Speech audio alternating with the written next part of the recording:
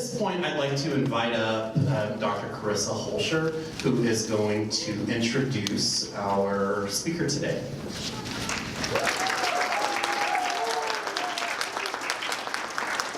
I will also make you clap 18 times. Com Week 2019 wraps up with Dr. Ryan Bisel's presentation, The Surprising Science of Organizational Communication Ethics. Dr. Bisel, for those of you who don't know, is an associate professor of organizational communication in the Department of Communication at the University of Oklahoma. Boomer. Sure. That's right.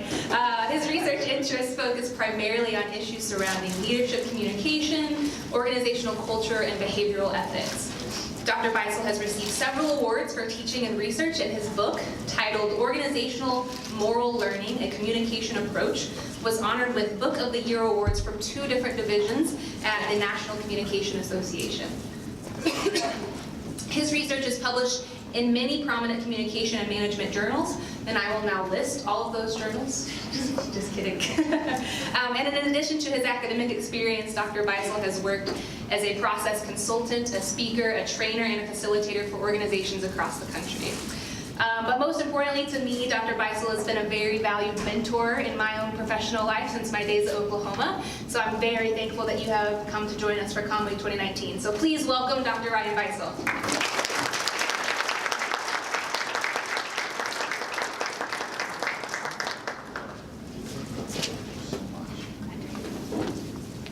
Hey, good afternoon, everybody. Thank you for that kind introduction and the invitation to come talk to you today. I understand a lot of you are interested in communication, and so we share that in common. I, too, am very interested in communication, as you might imagine. I thought the way to get into the conversation today would be to tell you a bit of a story from the organizational communication literature to help us describe the really emerging, surprising science of organizational communication ethics. Can you all hear me okay in the back? Doing okay? Right on, appreciate it.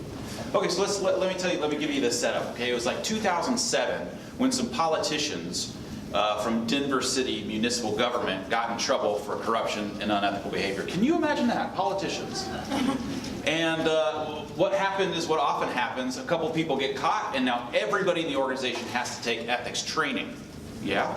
And some enterprising organizational communication scholars did us a great service when they went and followed every single meeting, every single ethics training that was going to happen over the next couple of years. And they showed up to observe, to see what is this. And the ethics training was pretty standard stuff, you know.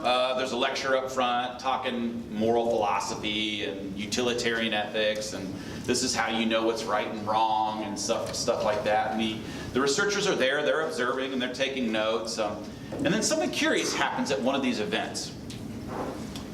A couple of police officers who were receiving the training, they kind of started having a conversation to the side. They started talking about a situation that they face sometimes. Sometimes if they're out late at night and they're hungry, they need a place to eat. They find it, you know, there might not be a lot of places, and they have this situation that comes up sometimes. Sometimes patrons will actually pay for a meal, or even the business owner will try to pay for their meal. And it kind of puts them in a bind a little bit, right? They're off to the side talking about it, and the trainer up front is kind of, you know, getting irritated and this kind of thing. But they keep talking about it because they're like, yes, I have that same situation. What should we do? And they begin discussing in really creative ways what you do. Because on one hand, you know, they want to create very nice and kind community policing. On the other hand, they don't want to create the appearance of accepting a bribe. And as an officer, there might not be a whole lot of places open that you trust, and so it's a difficult thing to negotiate. They're talking about it really thoughtfully, and they're explaining, okay, well, here's what maybe you should do. Meanwhile, the ethics trainer's kind of stamping her foot and kind of being irritated. Come on, officers, what are you doing? And she walks over. This is the punchline. She walks over to the researchers and she says, "I'm really sorry that they're off topic." I love that they're off topic. But wait. They were the only people in the room actually talking about an ethical situation that they actually face in the here and now, and using their creativity in order to figure out how to deal with it. And I think that that's a nice setup in some ways for where we're going to go today. These kind of two ways, these two approaches to leading ethics in organizations today. Are we going to lecture at people, or are we going to trust them to know, to be creative, and think it through for themselves? So our plan today, as we go through, is I want to share with you some surprising insights that we're getting in recent organizational communication scholarship about how organizational ethics works. There's some real puzzles in here, and I want to share them with you because I think they're very exciting. But where we're going to start is not with working adults, but all the way upstream, all the way with babies. One of the things that we're beginning to understand increasingly is that babies know ethics.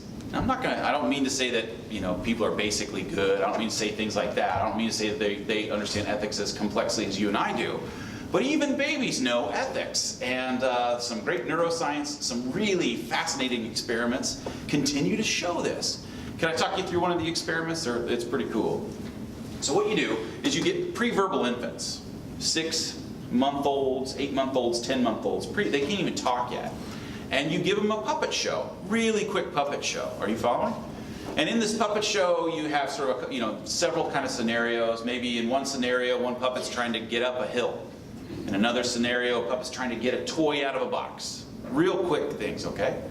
And imagine you randomly assign so that you have another puppet either help that other one up the hill, or help that other one get a toy out of the box, or perhaps even hinder that other puppet from getting up the hill, hinder that other puppet from getting a box. And we can tell through tracking babies' eye gaze, even offering them a chance to touch one of these puppets, that statistically, measurably speaking, even 10-month-old babies prefer helper puppets and they avoid hinderer puppets. That's pretty amazing. Which is to suggest that these brains of ours, healthy human brains, they come organized in advance of experience to do a lot of incredible stuff. We learn languages super, super fast. We do all these other body functions without really even thinking about it, and even babies can do it. Now put that side by side to the fact that what we often do with adults, working adults, dignified working adults, is we get them together and we try to give them ethics training as if they don't know it's wrong to steal. Like, really? Is that a mystery to them? As if they don't know it's like wrong to lie. As if they don't know it's wrong to be abusive to people. Of course they do. I like this cartoon here quite a bit. We have the boss talking to the newcomer who just shows up, who says something like, "Don't worry, though this is where you'll be working, don't worry. If it's a little confusing at first, we'll have several training sessions later." And I kind of feel like organizational ethics training is a bit like that. As if we don't know what's right and what's wrong. In fact, again, one of the really surprising things we're learning in organizational communication, some very rigorous social scientists went and started studying this issue of ethics training. Are people more ethical after they receive training? And it turns out that, no, not necessarily. It doesn't really do anything. It's just really inconclusive. Neither helps them nor hurts them. It just kind of wastes their time. And that's a problem too, I would think. And in fact, if you want to ask me later, I can tell you more about that if you're curious. And so, what does this mean? For me, it means that as where we started with that story of the officers, is probably a much better model. We need to prepare people in advance to be able to have that kind of authentic conversation, and trust them as working adults to know the difference between right and wrong. Trust them to want to do right and avoid the wrong. And solve it themselves, to think it through and be able to have an honest conversation here and now about the things that are vexing them most in their work. But that raises a really curious question.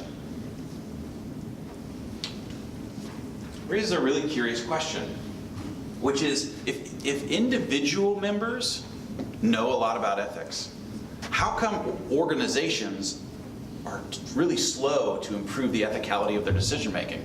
If you watch the news with any regularity, you see organizations behaving badly all the time. It is crazy how often you can rely on this. I was watching the news this morning, and yet another scandal is breaking. That's just what's so common. And the question becomes, if people are knowing better, how come it's happening so often that organizations are failing to use what apparently their individual members know?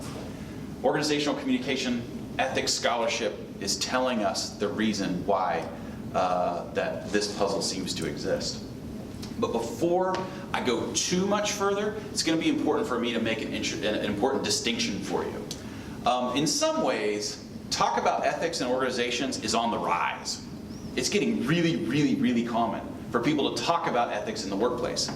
But what I want to suggest to you is that they're talking ethics there and then, not here and now.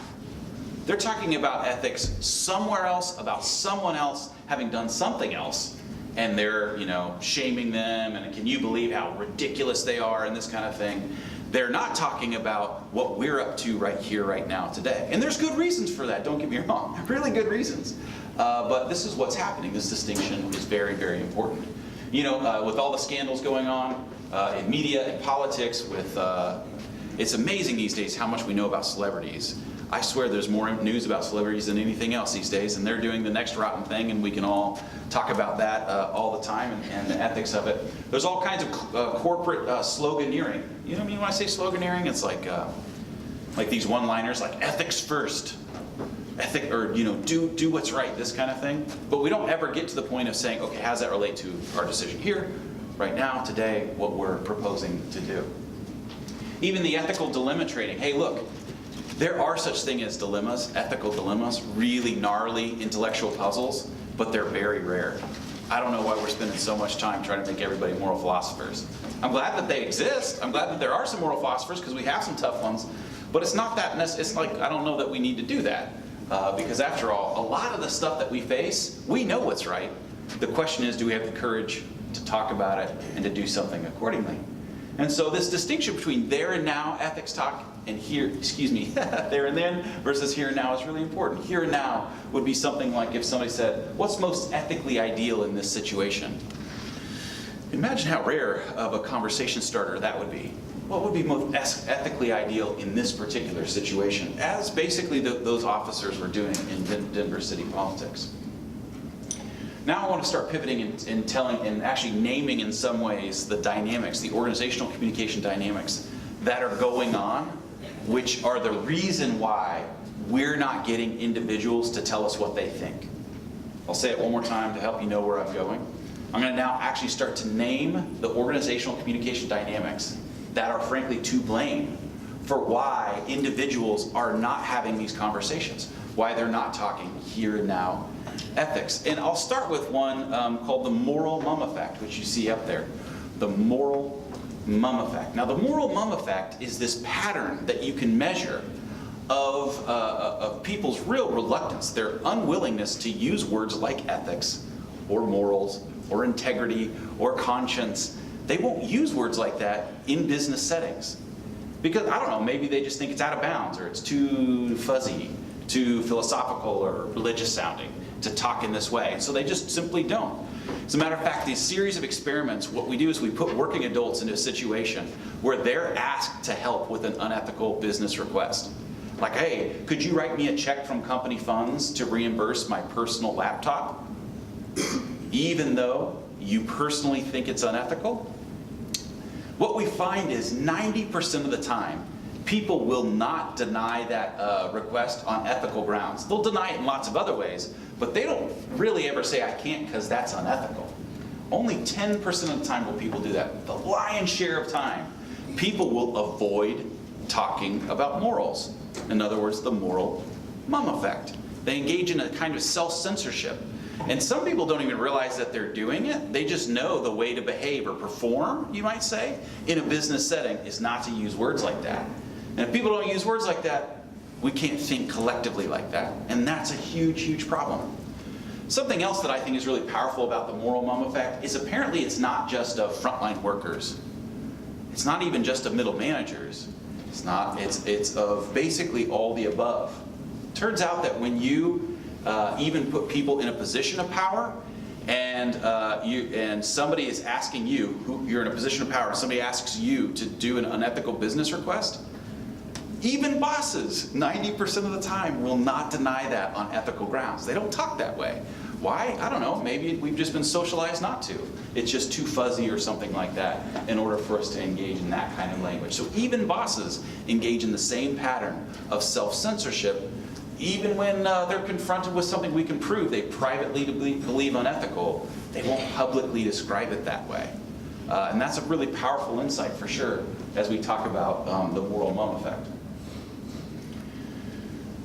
But the story continues because after all, we've identified yet another organizational communication dynamic, not just the moral mum effect where people don't talk morals and ethics.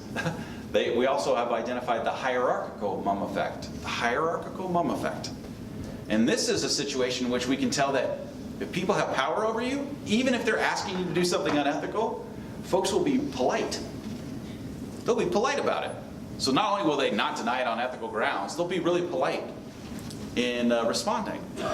And so you can imagine how you can have a bunch of people and the silencing power of power can make a situation in which individuals think, hey, I don't feel good about this, but they don't voice it. And when they don't voice it, you can kind of look around and say, oh, well, if nobody else is voicing it, maybe I'm the only one.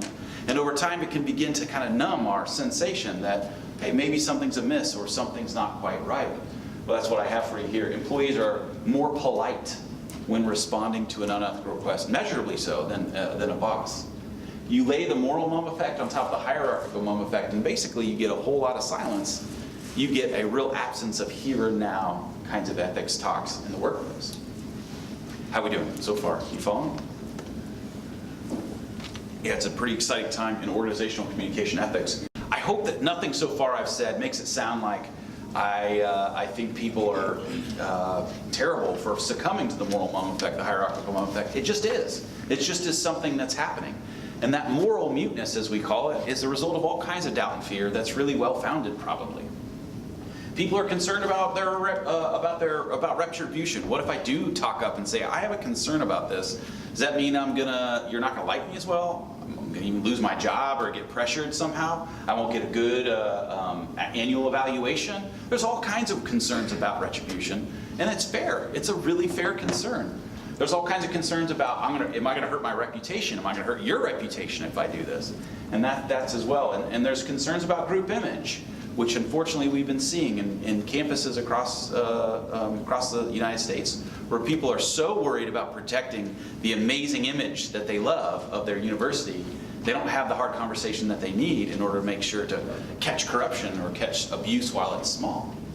And then, of course, people have this deep concern that they're going to be seen as naive, especially in business settings. They're like, oh, but if I have the conversation about I'm a little concerned if this is ethical, maybe people will think I'm foolish or too naive. It's just too fuzzy and philosophical. So it's all this doubt and fear that's kind of driving moral muteness, something that we have to, if we care, rather than just merely lecturing at people about moral philosophy, we actually have to deal with the real organizational communication dynamics that are keeping people from being silent, from having the here and now ethics talk that they need to. Believe it or not, we actually do have some answers as to how to do that. But before, I promise, I'm going to give you some solutions, some remedies, not just tell you the problem. But before I get it there, I want to say one more thing that I think is really powerful and insightful that we see from organizational communication. And that is, we see that people often misperceive the group norm. They misperceive the group norm. And let me talk you through a couple of examples and then show you why I have some apples up there. That's just like, why? Is that up there?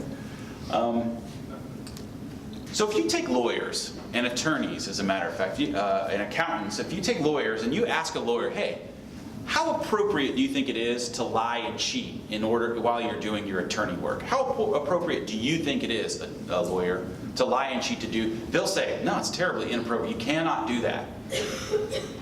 But then you ask them, how appropriate do you think the average lawyer is? How appropriate do you think the average lawyer thinks it is to lie and cheat in doing their legal work? And they'll say, oh, they think it's fine. But if you do a big survey and you realize all the individuals say it's not okay, but all the individuals think the average individual thinks it's okay, you have a misperceived group norm. Are you following? And this is the result of organizational communication dynamics that can be really problematic. And so the reason I have, by the way, this happens with college students. If somebody wants to ask me later, what's something that college students misperceive, you can ask me later. But I like to use this metaphor of an apple barrel. Now, hey, look, there's bad apples. I really think that there are. I think you can't deny that. There's some bad apples around. In other words, there's some really malicious characters, some terrible actors. But the thing is, if you take a rotten apple and you put it in a barrel among a lot of other fresh apples, do you know what it does? It encourages all those fresh apples to go rotten fast. You know what I mean? And I think that in some ways, when lawyers are looking all around and they're thinking, I don't think it's appropriate, but I know all you other lawyers think it's appropriate, so maybe this one time I would be justified in sinking to your level. Meanwhile, they're all thinking the same thing. You know, this is the place where we find ourselves, and it ends up in this terrible downward spiral. So it's not just that we have a bad apple, it's that we generate bad apple barrels. We generate a kind of communication environment in which these problems happen. They can be really, really frightening, for sure. So I promised that I wasn't going to leave you there. Organizational communication scholarship is also telling us the way forward, and this is what's pretty exciting to me.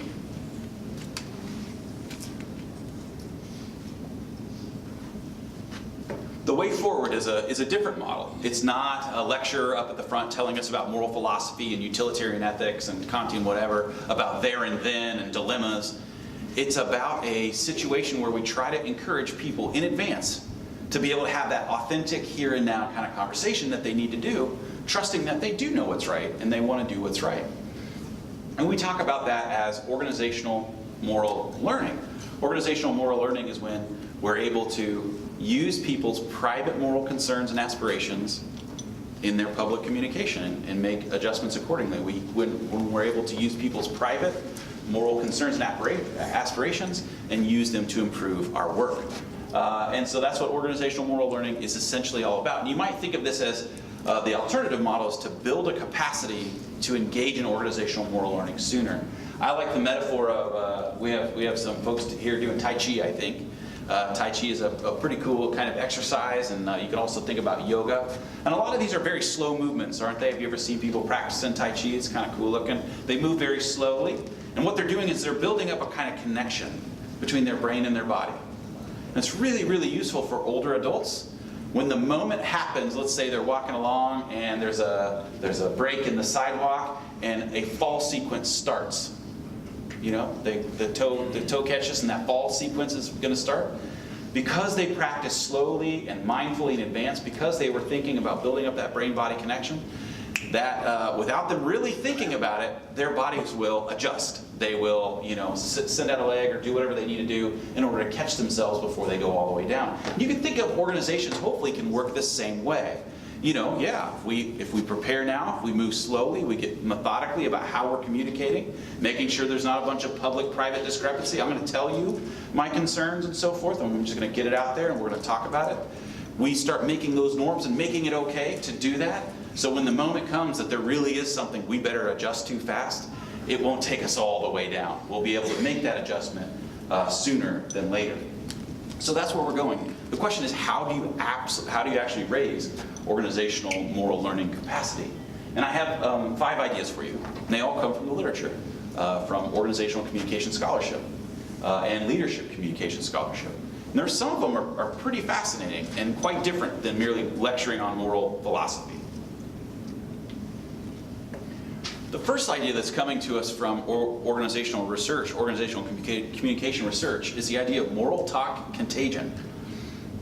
It turns out that when leaders, where's my leadership students? Yeah. It turns out that when leaders are known to talk, when they speak by example, when leaders are known to talk ethics, when they use words like morals, when they ask other people's opinions about what do you think would be most ethically ideal here, where are we falling short, what's risky, what's ethically risky about what we do on a day-to-day basis. When leaders talk that way, it's contagious. Other people feel like, oh, okay, that's okay to say that kind of stuff around here, so I think I better do that. As a matter of fact, there's an article that demonstrates that experimentally, that in fact there is a robust effect when our leaders are known to talk that way and be sincere and show us the way, speak by example about how to have a here and now ethics conversation, we will follow suit. And that's pretty exciting for sure. Something else which I think is very interesting, very counterintuitive, is that the science is also showing us that where people are known for talking about body knowing, it helps other folks have here now ethics conversations. That sounds spacey. But what I mean is if a boss, if a leader, is known for saying like, hey, what's our gut telling us? Or what's our hearts telling us? Or what do we know to be true in our bones? See how it's all body referencing discourse? As opposed to, I only want reasons, facts, rational logic, this kind of thing. When a boss is known for talking that way, what's our heart telling us? What's the gut check on this? Help me. Then people are much more comfortable, much more trusting to come forth with a comment about, I just don't feel right. I'm concerned about the ethics of what's happening here. Maybe we need to change course. That's a wonderful insight about how to improve our leadership communication practice in order to make us more prepared to build organizational moral learning capacity. And it's a far cry from mere lecturing about moral philosophy. Also, trust can't be overlooked either. It's a sort of important, critical point that when we trust people who are in power over us, when we build really quality relationships with them, we're a whole lot more likely to trust that we won't be the victim of retribution when we do speak up. And it's really, really important. It's so important to live in open door policy, not have one. Let me talk about this for a second, especially from my folks interested in leadership. An open door policy, people might say, I have an open door policy, and that means I guess you should come by and talk to me anytime that you want. Yeah, that's what it supposedly means. But many of us will have a boss who says, I have an open door policy. Maybe they read it in, I don't know, Harvard Business Review. I should do this. Okay, so I have one. Well, the thing is, if they tell you that and you walk by and you walk up to the door and you get your head bitten off for being there, what are you doing? Get back to work.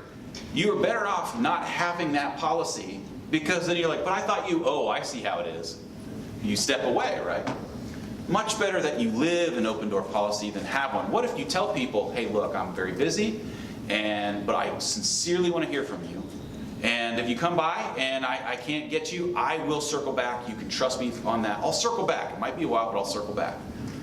Let's say you go to the boss's door. Yeah, you go to the boss's door. What are you expecting? That you're not going to get immediate. You're not going to be heard immediately. You go to the door and you knock on the door, and the boss says, "Hey, come in. Have a seat." Completely violates your expectations in the right way.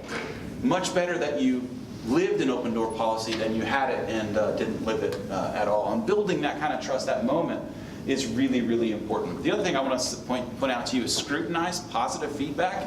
This is a really funny idea for leaders.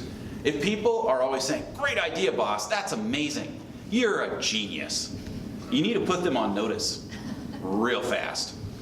Because you're basically, if you say, I know, it's so amazing, you're going to create a norm where everybody knows to get ahead around here, you have to be a yes man or a yes woman, a sycophant.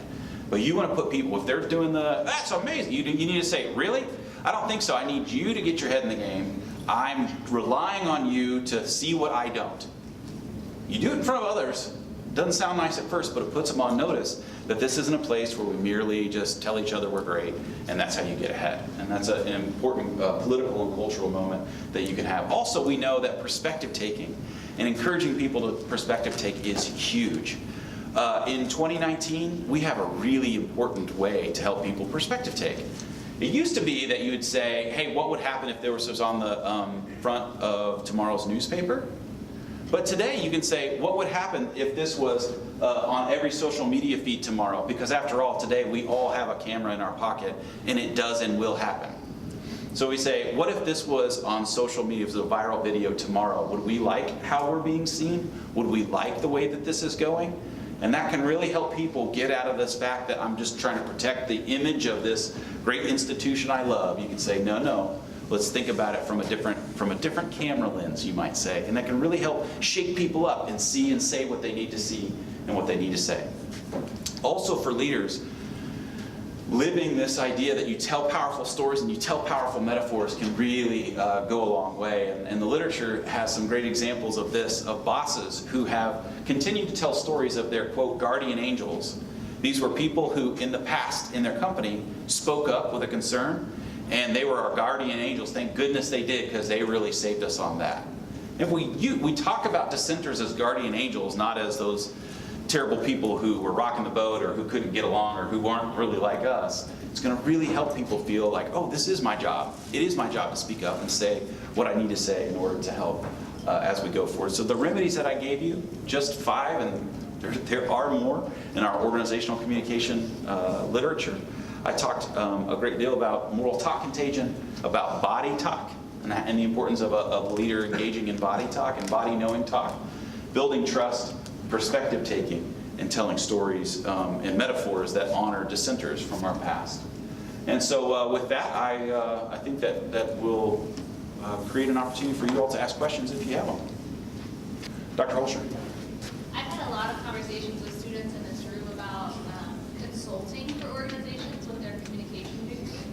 So it's one thing for you to stand up there and talk a lot about all this research that we're doing as academic nerds. What's been your experience translating this research into a consulting environment? Yeah, the question is, what's my experience translating this stuff into a consulting environment? It's very, there's a wide range of what you can do, which is exciting, but it's also sometimes hard to say in a soundbite. I think one of the patterns I've noticed is it's a lot about word of mouth. You have to somehow figure out how to build a set of source credibility where people look to you and they want to ask you for your expertise, and that's kind of a tough nut to crack for a little while. Once you have it, if you specialize and you get really good at something in communication in a specific domain, that usually is the way that people do it. That kind of thing. The other thing I notice when I interact in the world is how thankful people are for what I take for granted as pretty basic stuff about communication. This is a commodity. Communication skills is bankable skills that people are looking for, and it's amazing to me how I'll say what I would take for granted these days as pretty simple advice. They'll be like, "Oh yeah, that's what I needed to hear. That was great." And I'm like, "Oh good, I'm glad that we're all happy." That kind of thing. So one of the things I often say to my communication seniors is, be confident that you have a set of skills which people want. Year after year, we always ask people who are hiring college-educated folks to rank the kind of skills that they need. I mean, year after year, every year comes out, and every year communication skill is at the top. Communication skills are at the top. You know what's not on that list?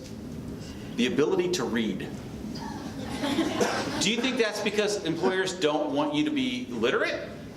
Of course they do.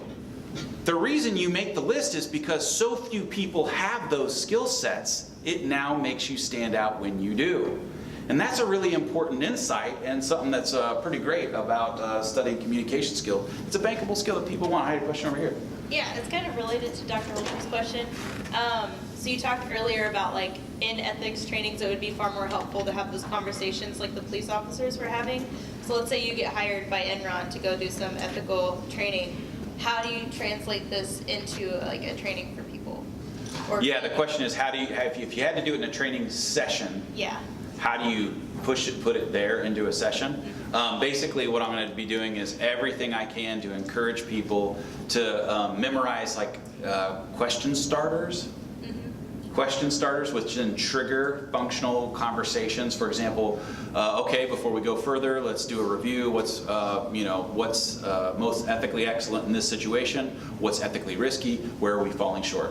That's the kind of very practical, functional things that I would train them on, rather than, okay, here's Immanuel Kant, and here's his ideas about normative ethics, and here's what you need. And by the way, it makes it sound like I'm down on that stuff. I'm not. I just don't think that most of us need to be moral philosophers. So I think it's just kind of a silly thing to set it up that way. But it's a great question. I think really key to what we're doing today. Thank you. And I think I had a question over here. We're probably out of time pretty soon. Yes, sir. Yeah. So to a newcomer, all of these things that a manager can do, like living an open door policy and encouraging body talk and all that, a newcomer's gonna think that's really good for an organizational culture. You said the people that have been along for a while and sort of got ethically numb. Do you think they're gonna, if a new manager came in using that approach, how would someone like that tend to react to it? How do you deal with the fact that they might think that a manager is weak because of those policies? Weak? Did you say weak? Yeah. So let me see if I can restate the question for everybody. The question is, if we have a culture in place already, yeah, and we have people who've been around, long-timers, old-timers, yeah, and now we're going to start trying to do some of these new practices which will feel jarring. How do we manage the experience of the old-timer when we're starting to do these kinds of things? So it's a great question. It has everything to do with how do we communicate change. I think that when you communicate change, you have to say there's a sense of urgency, there's a sense of dire need, and you have to somewhat convince people that this need is highly necessary. I actually would start with why, as Simon Sinek sometimes talks about.